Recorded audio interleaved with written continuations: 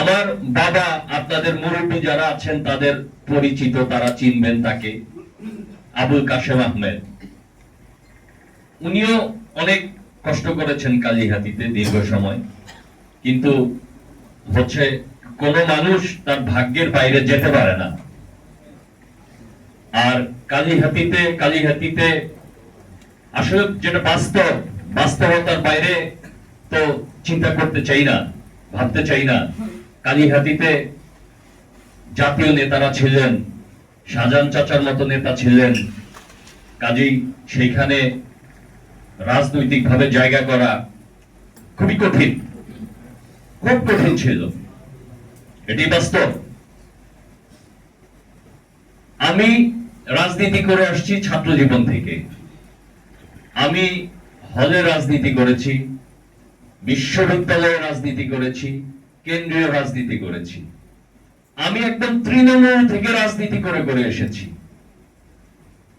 আমি হঠাৎ কোনো দায়িত্ব পাই নাই। বিএনপির মতো সংগঠনে আসলে হঠাৎ করে দায়িত্ব পাওয়া যায় না, কষ্ট করতে হয়। কারণ দায়িত্বটা তো বড়। ঢাকা বিভাগের দায়িত্ব পালন করি। ঢাকা বিভাগ তো আসলে একটা বাংলাদেশের কেন্দ্র, ঢাকা বিভাগ।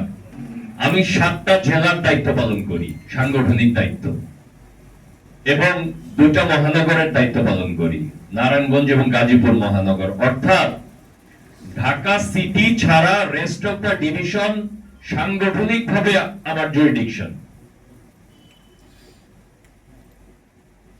আমি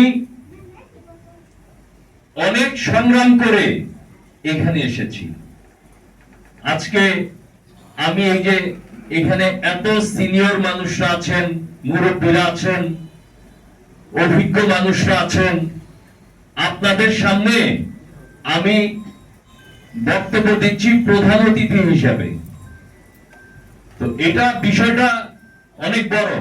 আমি বিষয়টাকে কিন্তু ছোট করে দেখি না, অনেক বড়। তো আমি যে আজকে এখানে বক্তব্যটা দিচ্ছি প্রধান অতিথি হিসাবে, এই পর্যন্ত আসতে আমার প্রায় 30 বছর সময় লেগেছে। আমি ছাত্র রাজনীতি করে করে করে করে অনেক সংগ্রাম করে করে এই জায়গাটায় এসেছি।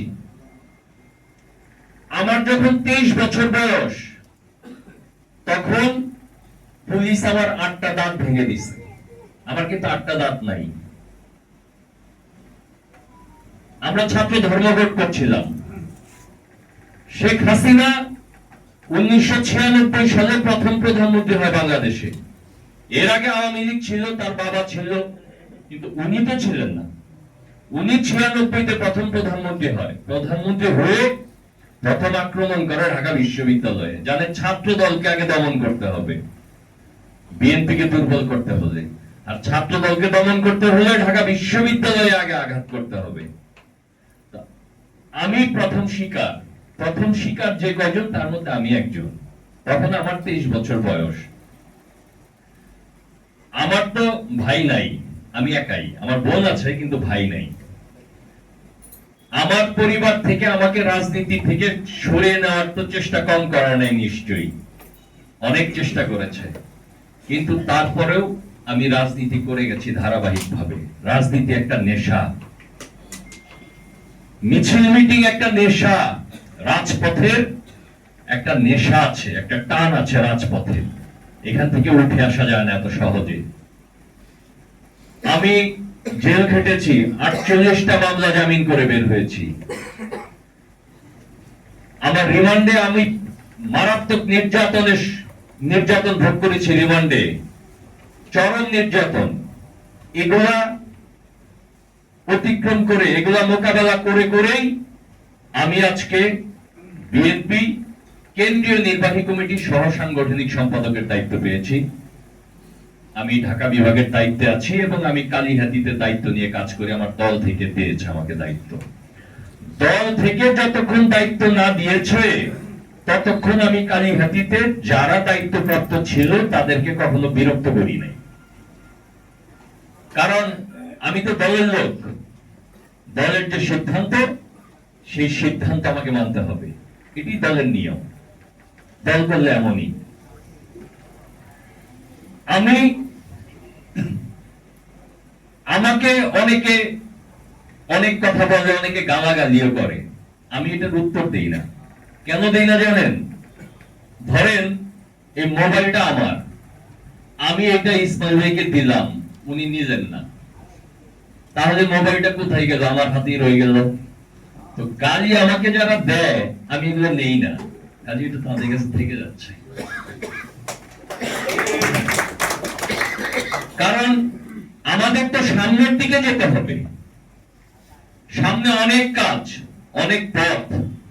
এই জন্য কে কিভাবে বিরক্ত করতে চাচ্ছে সেটাকে যতদূর পর্যন্ত সম্ভব অ্যাভয়েড করার চেষ্টা করি, করে সামনের দিকে যাওয়ার চেষ্টা করি। কারণ দেখেন, সংগঠন করা এত সহজ ব্যাপার না, অনেক কঠিন। কারণ সবাই তো মানুষ। এখন আমরা যদি সবাই একটা হাতির দল হতাম তাহলে সবাই একদিকে ছুটতাম। যদি আমরা একটা মহিষের দল হতাম সবাই একদিকে ছুটতাম। আমরা তো সবাই মানুষ। 100 জন মানুষ মানে 100 রকম চরিত্র, 100 রকম বৈশিষ্ট্য, 100 রকম ভাবনা, 100 রকম মনোজগৎ। কাজেই এত মানুষকে একসাথে করে সামনের দিকে যাওয়া খুব কঠিন কাজ। আমাদেরকে রাজনীতিতে আছি, দায়িত্বে আছি, আমাদেরকে এই কঠিন কাজটাই করতে হয়, চেষ্টা করে যাচ্ছি। আগামীতে যে নির্বাচন,